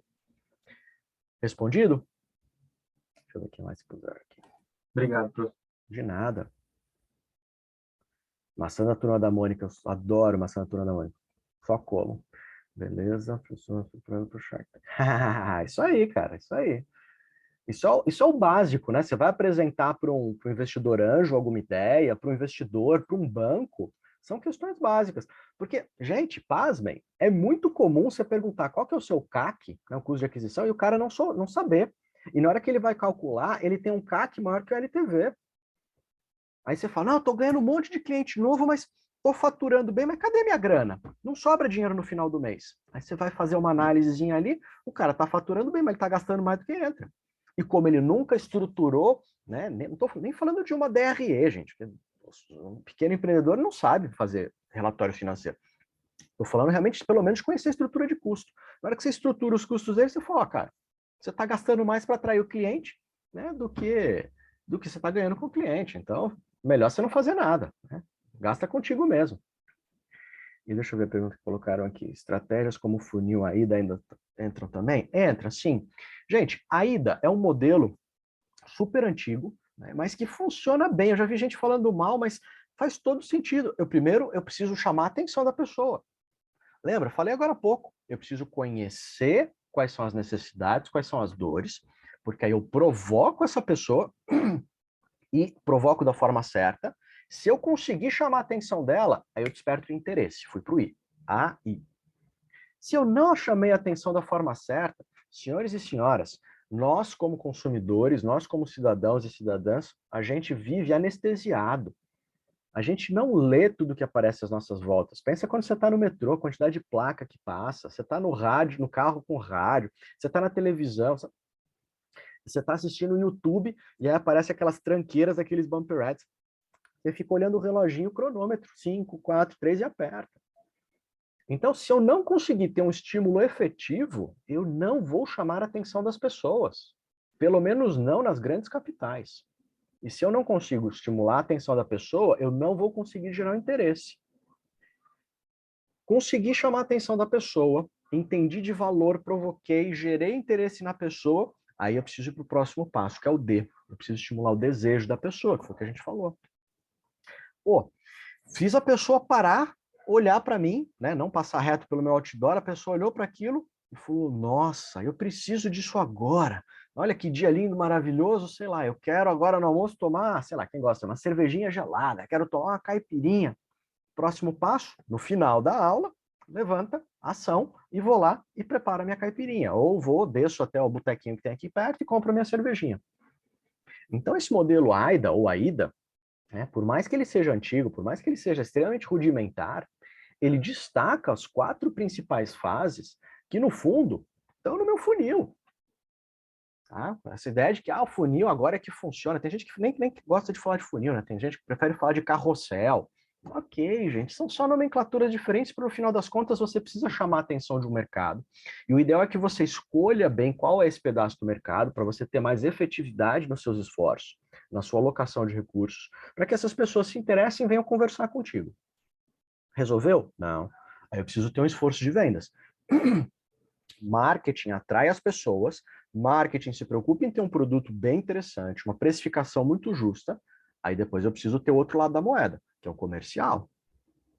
Não adianta eu ter um esforço de marketing gigantesco, de entender consumidor, fazer uma comunicação decente, ter um desenvolvimento de produto legal, escolher o varejo correto, um preço justo, e o meu vendedor, a minha equipe comercial, são um bando de ogro, né? Um bando de Shrek. Gente que não entende nada, gente que é fedida, gente que é grosseira, né? Esquece, o consumidor vai virar as costas e falar, desculpa, não volto mais aqui. A menos que o consumidor não tenha opção. Se o consumidor for refém, aí o consumidor está ferrado e você pode fazer qualquer coisa. Né? Isso acontece, por exemplo, em monopólios. Né? Veja o que acontece com um monte de serviços no Brasil. Telefonia celular, viação comercial, televisão a cabo, internet e assim por diante. Não são monopólios, mas são oligopólios, o que se aproxima muito da ideia de monopólio. Eu sei que o consumidor é meu refém, ele está nas minhas mãos. Né? O custo de mudança dele é muito grande. Então eu não vou ficar fazendo nada excepcional aqui, eu quero é ganhar meu dinheiro. Tá? E se lasque o consumidor. Beleza, gente? Deixa eu ver se faltou alguma coisa aqui. Visão. Visão tem muito a ver com estratégia, né? Entender para onde você quer ir. Empreendimento, divulgação da marca. Falamos, né? Branding, falamos divulgação, fidelização, identificar. Ok. Acho que a gente passou por tudo. Ah, ciência, gente. Vou falar só de ciência aqui. Ah, e resultado. Duas coisas importantes. Como eu já falei, a gente vive a era dos dados. Né? E como tal, a gente precisa buscar mecanismos para que dentro da nossa estrutura a gente tenha acesso a dados. A qualquer dado, Falcão? Não, óbvio que não. Eu preciso ter acesso a dados atualizados, dados confiáveis e dados que são úteis para mim, dados que são relevantes. Como está muito barato você ter banco de dados hoje em dia, né? Os computadores comportam infinidade de conteúdos e de besteira, tem algumas organizações que vão simplesmente jogando conteúdo para dentro. Joga conteúdo. Você fala, cara, para que você está perguntando a religião do seu consumidor? Ah, fala, não sei, mas vai que um dia eu preciso saber se ele é judeu, católico, umbandista, espírita. Cara, você está perdendo tempo, né? É uma informação sensível, é uma informação protegida pela LGPD, é algo que talvez algumas pessoas se sintam desconfortáveis em responder, está consumindo espaço aí da tua base de dados. Para que isso? Ah, sei lá eu, mas... Não, esse sei lá eu é um lixo, gente. Né? O que você precisa saber? Não, talvez só nome e telefone, talvez só nome e e-mail. Né? Não, mas eu quero pôr tudo aqui. Essa ideia de pôr tudo, esquece. Tá? Então, eu preciso ter dados, mas, de novo, dados atuais, dados relevantes e dados confiáveis. Como é que eu vou obter isso? Por meio de um sistema de informação. E aí eu vou construir ali algumas estruturas na minha organização que envolvem pesquisa, que envolvem inteligência, que envolvem um banco de dados interno, com algumas proteções, né? Algumas, porque não dá para a gente ficar protegido dos hackers, né? Vejam os últimos ataques que vem acontecendo no mundo, mas enfim, eu preciso ter alguma estrutura de proteção. E aí eu vou pegar esses dados, eu vou cruzar esses dados, eu vou combinar esses dados, para de alguma forma extrair informações. O dado, por natureza, ele não me dá nenhuma resposta. Mas o dado contextualizado, ele começa a sinalizar algumas tendências, ele começa a me sinalizar alguns comportamentos, e a partir disso eu consigo entender o que pode acontecer no universo, o que pode acontecer no mundo. A gente vai falar um pouco disso na semana que vem. Né? Isso se chama insight. E aí, a partir desse insight, eu vou correr algum risco e vou alocar recurso. Como assim correr algum risco, Falcão? Gente, não existe bola de cristal. Não existe garantia de sucesso no mundo corporativo. Né? Comecei falando, não tem receita de bolo. Então, sempre que você tomar alguma decisão, tem algum nível de risco envolvido. Aí a grande questão é você entender qual que é a sua propensão a risco, ou qual que é a sua aversão a risco. Né? Se você morre de medo de alguma coisa dar errada, você vai ser super conservador, vai ser super devagarzinho na maior parte das suas decisões. Tem empreendedor que, desculpem a palavra, é porra louca, sai fazendo tudo, vamos ver o que vai dar. Ainda mais se tem muita grana, né, por qualquer motivo que seja, vai arriscando. Se perder $1 milhão, beleza. Um Elon Musk da vida. Né? Sai explodindo foguete, uma hora o foguete vai voar, mas sai explodindo foguete. Vamos fazendo, vamos fazendo. Mas, cara, será que esse é o caminho mesmo? Enfim. Tá? Por que eu estou falando disso? Porque marketing cada vez mais caminha para a ideia de dados. E dados têm muito a ver com ciência. Marketing já não é mais uma atividade baseada em achismos há muito tempo. E isso está relacionado a essa última palavrinha que eu queria falar, que são os resultados.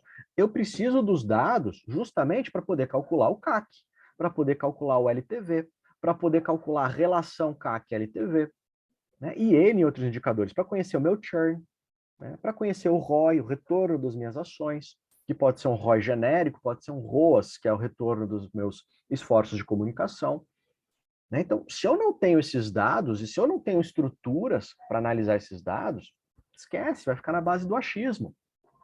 Então, marketing é sim, hoje em dia, uma ciência, né? Muito baseada em psicologia, em antropologia, em sociologia, em estatística, em economia. Né? Mas estatística eu destaco. Todo o braço de comportamento do consumidor, né, e é uma das minhas principais linhas de pesquisa, gente, é estatística na veia. É se você saber fazer correlação, você saber fazer análise fatorial, você saber construir um bom instrumento de coleta, né, um questionário que tenha ali construtos e escalas validadas, você saber fazer algum tipo de análise multivariada, seja separando os consumidores em agrupamentos, né, análise de cluster, seja entendendo qual que é a característica que mais discrimina, que mais diferencia um dos consumidores. Né? Por que as pessoas preferem A e não B? O que será que muda aqui? A idade, a cor de pele, a cor do cabelo, é a religião, é a renda, é a escolaridade, né? Que é o que chama análise discriminatória. Enfim, então, ciência, gente. Né? Se você é um cara, uma pessoa que não gosta de números, uma pessoa que não gosta de fazer algumas análises, escolha, dá para trabalhar com marketing, dá, mas escolha bem a área que você vai ficar. Né? Porque planejamento, toda a parte de growth, toda a parte de métricas, de CRM, tem muito dado por trás. Pelo menos deveria ter. Tá? Talvez você esteja pensando, Falcão, mas lá na minha empresa, marketing só faz post no Facebook. Beleza, né? Então, no fundo, ou alguém está fazendo marketing e não chama de marketing, ou essa empresa é uma empresa que ainda não entendeu, ela não tem uma cultura de marketing. Né? Ela acha que fazer post é algo relevante. E muitas vezes não é. Né? Deixa o seu Zuckerberg feliz da vida, mas o post não paga a conta no final do mês se o post não trouxer resultado. Né? Do mesmo jeito que o seguidor não paga a conta no final do mês se o seguidor não está comprando coisas de você ou não está efetivamente se engajando para você se monetizar nos seus canais. Tá? Então, tem muita aberração por aí. Tá? E a gente não pode se basear simplesmente na estrutura que a minha empresa criou. Tá? Vejam, para eu encerrar aqui e avançar os slides. Em muitas empresas, mas vasta maioria das empresas mais organizadas, a área de produtos se desgarrou de marketing. Você tem uma área específica de produtos. Eles falam, então produtos não é marketing? Está errado. De alguma forma, isso é marketing. É que agora eu dei tanta visibilidade, né, eu dei tanta importância para isso, que eu tenho uma área específica que faz pesquisa, essa área alimenta o pessoal de produtos desenvolve isso tudo, aí eu pego outras pessoas para me ajudar a precificar, normalmente vindas da área financeira, e aí a suposta área de marketing ficou ali concentrada em fazer as postagens de rede social. Porque nem o relacionamento está ali dentro. Né? Eu tenho uma área de pós-vendas, eu tenho uma área de customer success, eu tenho uma área de CRM, que não é marketing. E se o cara realmente não entende marketing, ele acha que não é marketing.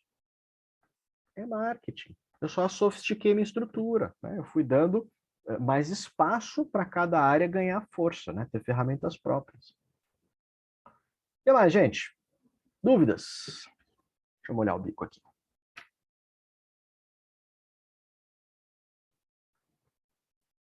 Então, antes da gente começar, né? Beleza, Carolina. Antes da gente começar, eu trago aqui uma frase do Kotler que eu gosto muito, né? Esse aqui é o Kotler já mais velhinho, ele está mais velhinho que isso. Mas essa frase do Kotler, que ele falou num discurso dele, depois foi inclusive para um livro, eu acho muito legal, porque ela reforça a ideia de que marketing não é física quântica. Os conceitos de marketing são muito simples da gente entender. A dificuldade, portanto, não está na compreensão. Né? Diferente de você ir para uma aula de econometria, uma aula de cálculo 2, né? Uma aula de álgebra linear, era o meu pesadelo na engenharia. Álgebra linear 2. Um negócio totalmente abstrato, que não dava para entender o que o professor estava querendo falar. Enfim, marketing não é isso, é muito fácil. Você pega ali o livro, você lê, segmentação é isso. Beleza, entendi o que é segmentação. Agora, vai segmentar na prática.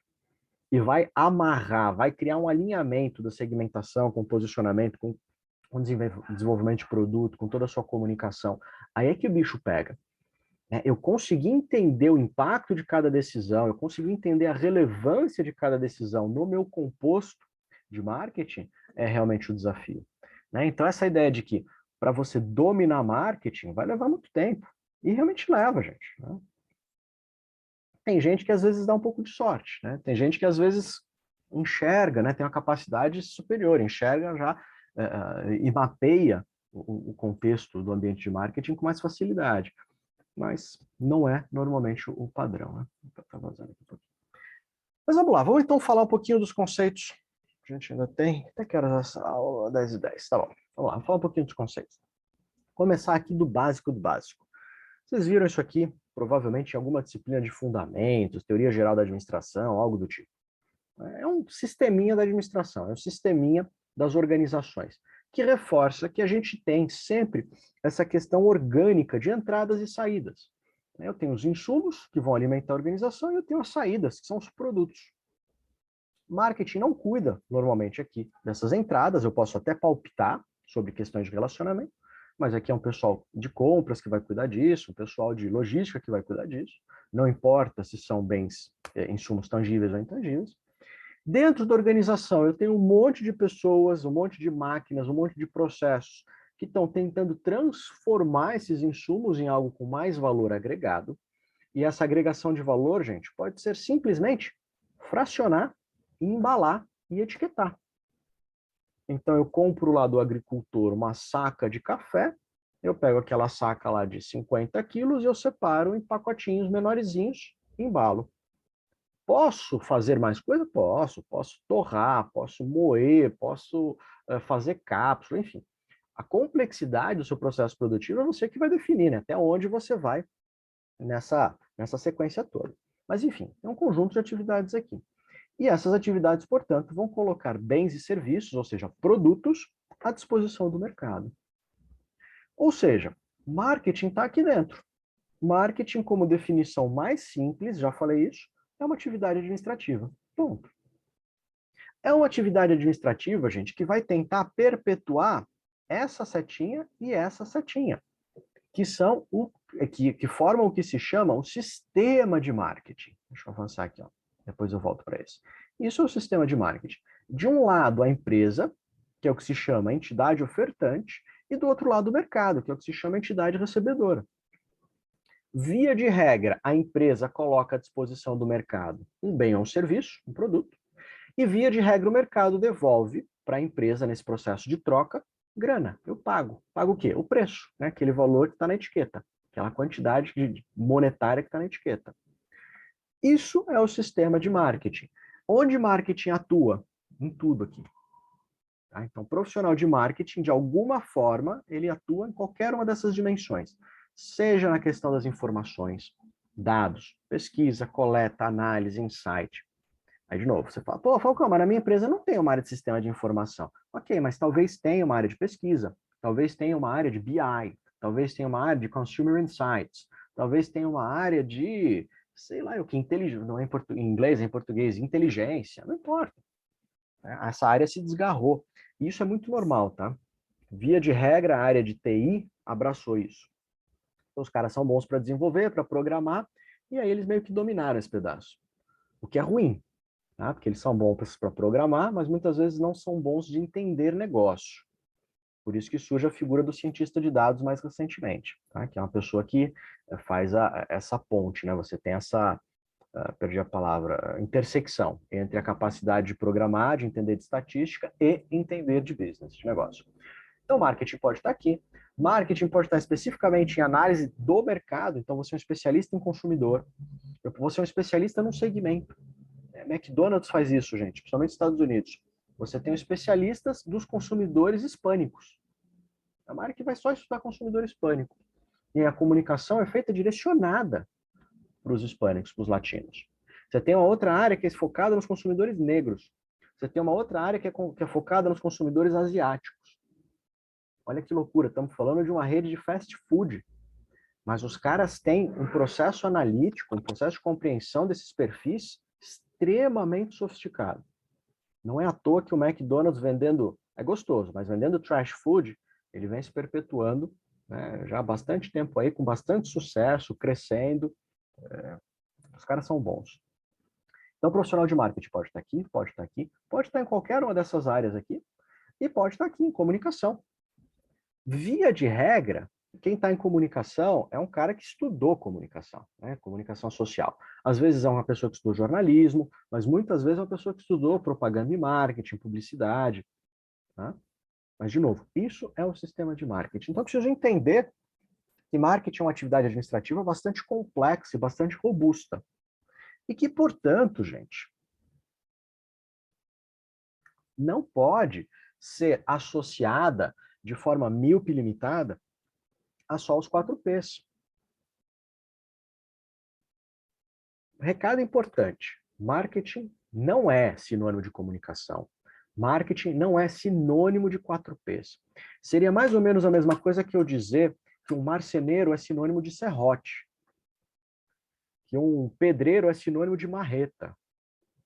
Isso é completamente enviesado. Eu estou pegando uma ferramenta e querendo associar uma profissão, querendo associar uma atividade muito mais ampla.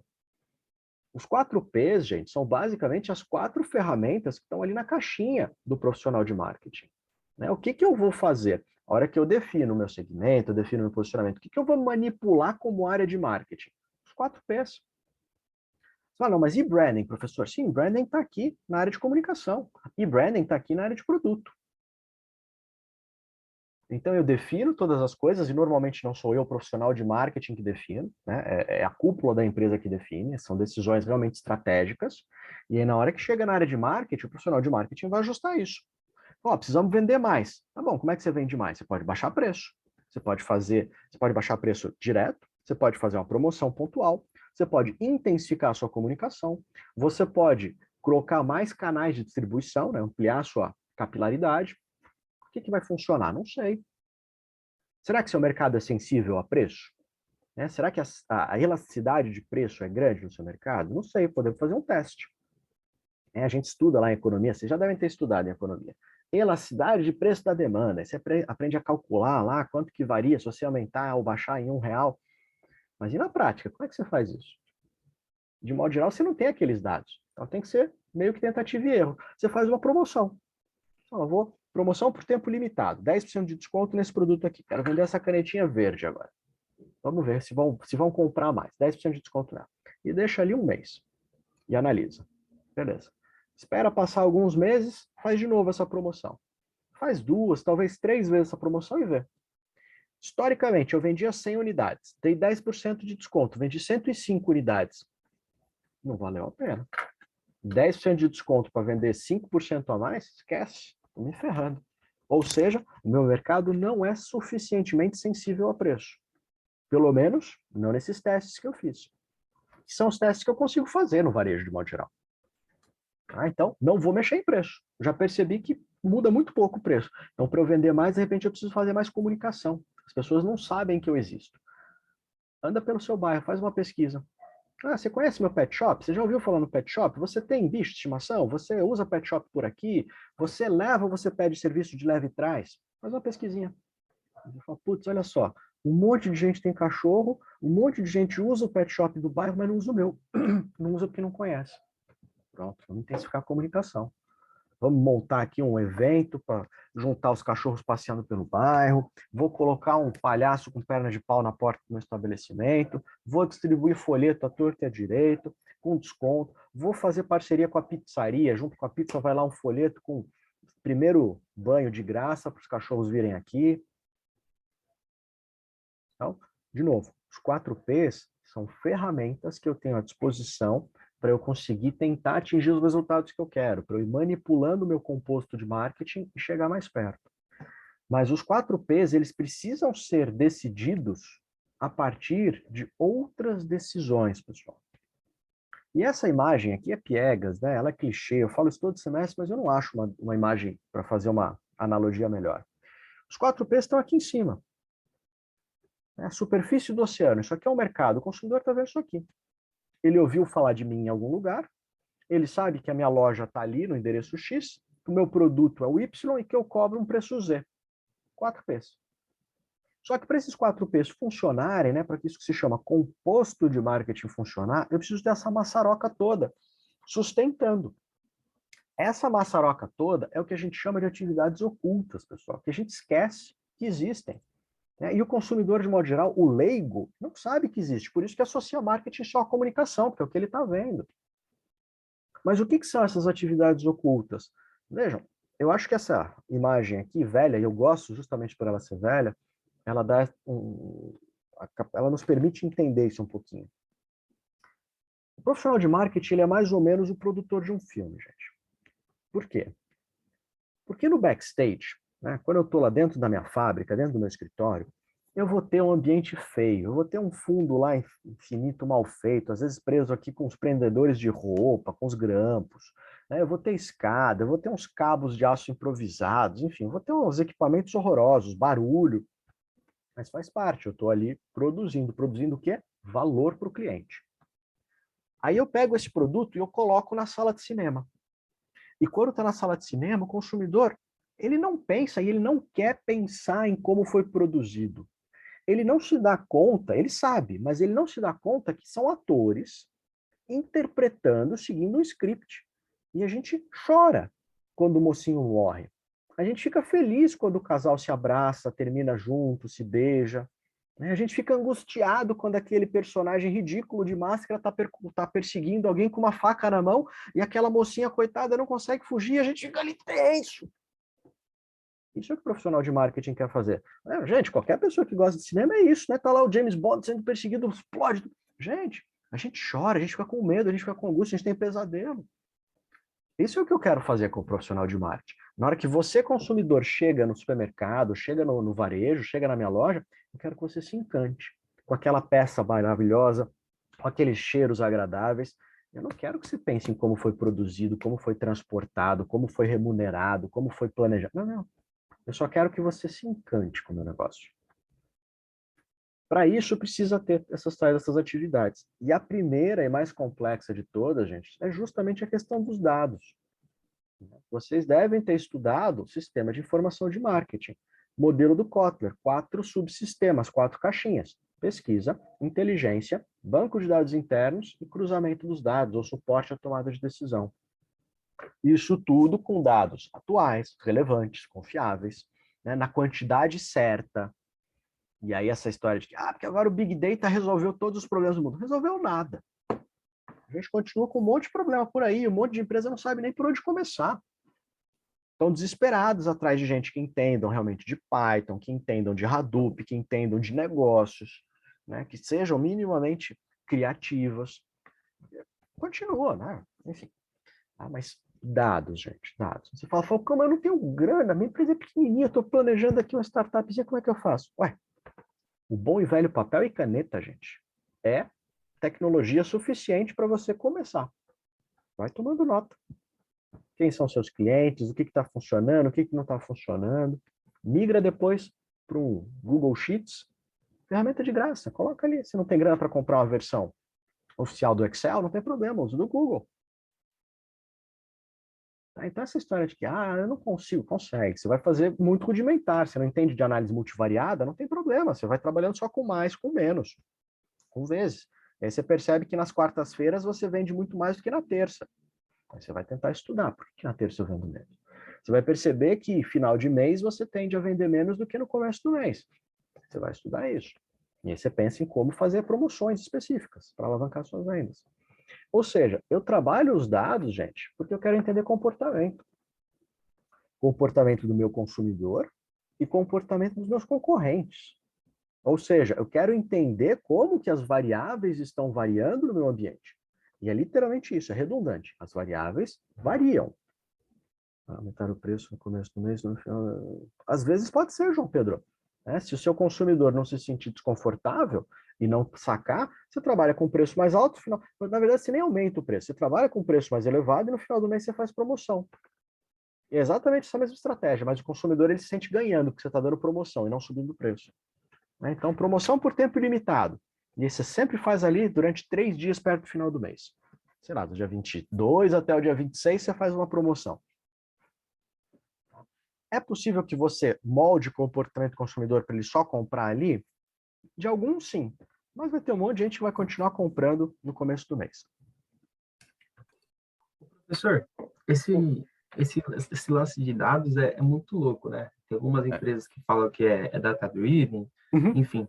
Só que isso é muito difícil, né? Eu pergunto assim, como é que a gente sabe quando a gente tem uma quantidade suficiente de dados para tomar alguma decisão? Por que que eu falo isso, né? Hoje eu trabalho numa área de produtos, e aí a gente levantou todo um histórico de como, qual que é as reações desse produto, como é que ele funciona, utilização, se os clientes gostam, não gostam, levantamos todas as reclamações, fizemos um estudo imenso. Aí, depois disso, a gente levou várias hipóteses para o mercado, fizemos uma pesquisa de mercado, e agora a gente está na etapa de criar a estratégia. Então, tipo assim, qual que é o produto que a gente vai tirar, qual que a gente vai manter, qual que a gente vai mudar. E aí, quando a gente chegou nessa parte, a gente viu que a gente tem um monte de dados, os dados ajudou, mas ainda existe uma lacuna imensa que a gente não sabe responder. Tipo, as respostas que a gente tem é mais respostas assim intuitivas referente ao que a gente acha do que respostas de fato pautadas em dados. É muito difícil, né? Leonardo, excelente colocação que você trouxe. Infelizmente, a resposta que eu tenho para você é: você nunca vai ter certeza. Né? Você precisa ter, a experiência vai fazer a diferença. Né? À medida que você vai tendo experiência, você vai saber, pronto, dá para ir até aqui. Porque muitas vezes você vai continuar buscando dados para se sentir mais confortável, né? Em busca dessa suposta certeza de alguma coisa que nunca existe, e você perde timing. Aí, de repente, teu concorrente lança antes que você. Então, é muito uma questão, sim, de feeling, de você sentir e falar, cara, olha, já conseguimos construir alguma coisa aqui. Será que tem algum outro elemento que é essencial? E normalmente a gente estrutura isso por meio de uma matrizinha que se chama CSD. Você organiza. Na primeira coluna, o Certeza, C. dúvida, exposição. Exatamente. Exatamente. A gente usou também. Exatamente, é isso. Aí você vai analisar a de suposições. Né? O que aqui é uma suposição que eu preciso responder agora? Nada, dá para a gente já lançar. Vamos começar com o MVPzinho. Beleza, toca o pau. Não dá para ter um MVPzinho ainda, porque os consumidores já sinalizaram que não está funcionando legal. Dá um passo para trás, vai investigar. Né? Eu recomendo, mas aí depende da estrutura da empresa, eu recomendo sempre uma lógica de métodos ágeis, que é uma lógica incremental, vai aos poucos, não queira estar com o produto 100% pronto.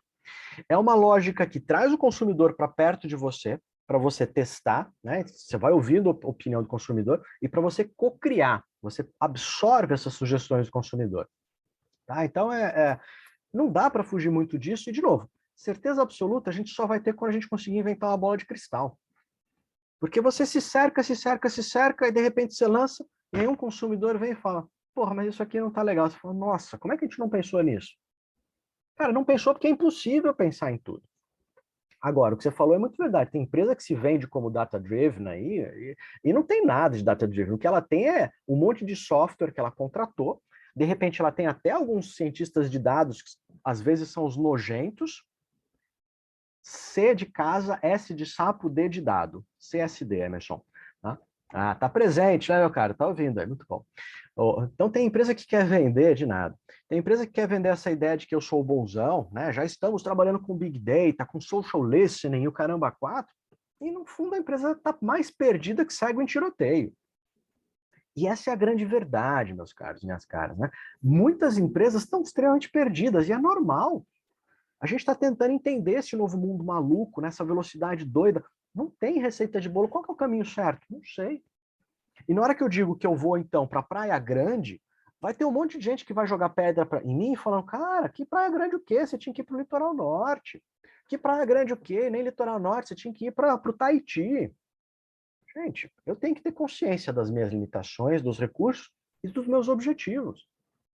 Para algumas empresas, o objetivo não é ter a maior participação, para o Ocean Beach, né? Para algumas pessoas, o objetivo não é ser a maior empresa do mundo, né? A estratégia do Pink, lá do desenho animado, né? Vou dominar o... Não. Cara, eu quero ter aqui meu dinheirinho, eu quero estar gerando empregos e acabou. Veja, outro dia, semana passada, né? Quinta-feira encerrou o módulo meu de planejamento estratégico, o pessoal do MBA, da FIA. E um dos grupos, todos os grupos têm que fazer análise de empresas, um dos grupos analisou uma empresa de moda, um varejo de moda ali de Moema. E os donos é um casal de velhinhos. E o que o grupo disse, falou, Falcão, objetivo do casal, eles querem ir para a praia na quinta e voltar da praia na terça. E deixar o negócio tocando, eles não querem mais crescer, eles não querem dor de cabeça, tá pagando as contas deles, eles querem ter uma vida tranquila. Beleza, o que você vai fazer num caso desse? Você vai enfiar a goela abaixo? Não, você tem que crescer, você tem que expandir, você tem que renovar, comprar a casa do lado. O cara não quer. Né? Então, eu preciso entender qual que é o norte da empresa, isso normalmente vem de cima. Eu preciso entender quais são os meus recursos, e recurso não é só grana. Recurso também é conhecimento, também é tamanho de equipe. Né? Às vezes a gente define objetivos muito ambiciosos e a gente mata a equipe, a gente estafa a equipe. Então, Leonardo, vai com calma, pelo visto vocês estão num caminho bom. Eu começaria com tentativa e erro, tá? Tempo é o principal recurso, João Pedro, tá? É o principal. Até porque foi o que eu falei, às vezes a gente fica em busca da verdade, né? A gente fica em busca dessa certeza, e não existe certeza, nunca vai existir certeza, a gente perde timing. Aí um concorrente que é um pouquinho mais arrojado, ele lança antes da gente. Tá? Isso é bem complicado. Obrigado, Pro. Então é isso, né? Tá. A gente consegue o dado, consegue tomar algumas decisões até certo ponto com os dados, mas depois de certo ponto é a estratégia que a gente define mesmo, não tem jeito. O que eu recomendo, de repente, dá uma olhada num livro chamado Lean Inception, vou escrever aqui. Ele traz algumas outras ferramentinhas para desenvolvimento de produtos, um cara chamado Caroli, Paulo Caroli. Eu tenho esse livro aqui, Pro. Então beleza. Ele é uma receitinha de bolo. Pois é, sabe? Não dá para fugir muito disso. E, de novo, mesmo seguindo esse passo a passo, não tem certeza. O ser humano tem um lado muito tosco, né? A gente gosta de acreditar que está tudo sob controle, que a gente sabe. A gente não sabe nada. Veja, vem uma pandemia aí que ferra tudo. Vem um maluco do Putin que descontrola todo o equilíbrio da Europa. Né? Vem um tsunami e alaga. Eu vou escrever aqui para as outras pessoas. É muito bom. O nome é em inglês, mas o livro é em português, tá? Do Paulo Caroli. Enfim, senhores, né? Então, marketing, né? Isso foi uma das coisas, parênteses aqui, só para fechar. Isso foi uma das coisas que me levou a me apaixonar por marketing. Né? De nada, João. Eu tinha comecei minha carreira no mundo financeiro, né? E finanças, por mais que a gente também não tenha certeza absoluta das coisas, a gente está falando de uma ciência exata. Né? Sempre que eu tiver ali 1.000 de entrada e 2.000 de saída, eu vou ter um prejuízo de 1.000, acabou, né? Ciência exata. Agora, quando eu ponho um ser humano na equação, fica muito doido, que hoje o consumidor está sorrindo para mim, amanhã ele está me xingando nas redes sociais. Né? Hoje o meu colaborador está ali super legal, amanhã ele está me processando. Então, como é que eu gerencio isso tudo? Esse lado de gestão de pessoas, esse lado de gestão de operações, ao mesmo tempo entregar para o mercado uma solução que faça sentido, que gere potencial de lucro para a empresa. Né? E isso é importante, a gente vai falar depois do intervalo. O objetivo de marketing não é gerar lucro para a empresa, gente. O quê? Não é gerar lucro. Gente, vocês tiveram provavelmente já uma estrutura mínima de uma DRE, né? De como é que você monta um demonstrativo para chegar em lucro. A maior parte das rubricas ali não é decisão de marketing. Quanto que o presidente vai ganhar? Não é decisão de marketing. Quanto que você vai pagar de aluguel do imóvel? Não é decisão de marketing. Né? De quem que você está comprando coisas? Não é decisão de marketing. Ou seja, marketing não tem como ser responsabilizado pelo lucro ou pelo prejuízo. Qual que é o objetivo de marketing? Construir uma marca sólida, construir relacionamentos bastante sólidos e duradouros, porque dessa forma eu vou potencializar faturamento e, portanto, eu vou contribuir para a possibilidade de lucro. Mas o objetivo de marketing não é o lucro em si. Eu gero um faturamento enorme, o idiota do responsável por alguma área de compras vai lá e compra tudo errado, paga salários errados, a gente tem prejuízo, e é eu que sou gerente de marketing vou ser responsabilizado? Tem pé nem cabeça. Entendem? Enfim, o que mais? Comportamento de mercado, outra decisão importantíssima. Quando eu estou, fase que o Leonardo está aí, eu preciso entender, primeiro, para quem eu vou vender, segmento. E segundo, quantos desses tiozinhos, quantas dessas pessoas existem, que é o dimensionamento. De repente você percebe que existem pessoas com essa necessidade, né? Você valida essa dor, mas você vai ver tem 100 gato pingado no Brasil inteiro que precisam disso. Pessoas que calçam acima de 52 e que têm unha encravada. Cara, será que faz sentido eu construir uma fábrica de sapato especializada em quem calça acima de 52, sendo que só tem 100 pessoas? Qual que é o potencial de venda de sapato por ano? Sei lá, talvez 150 sapatos?